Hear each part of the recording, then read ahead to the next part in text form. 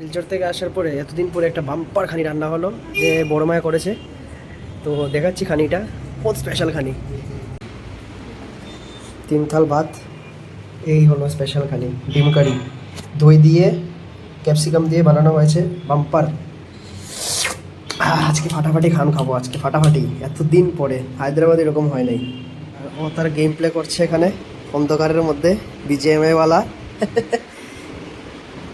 বানিয়েছে বড় মা, এই যে। বাহ! তো আজকে বাম্পার করে খাবো, একটু বেশি করে ভাত খাবো আজকে, এতদিন পরে। বাপরে বাপ! তো চলো এখন খেয়ে দিয়ে ঘুমিয়ে পড়বো, আর তোমরাও ঘুমিয়ে পড়ো। Good night, bye bye.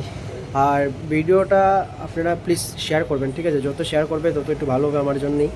আর চ্যানেলটা সাবস্ক্রাইব করবেন, আর কমেন্ট করবেন। স্পেশালি কমেন্ট করলে বোঝা যায় যে আপনারা কোথা থেকে দেখছেন, ঠিক আছে? তো চলো রাখছি, বাই বাই, জয় শ্রীরাম।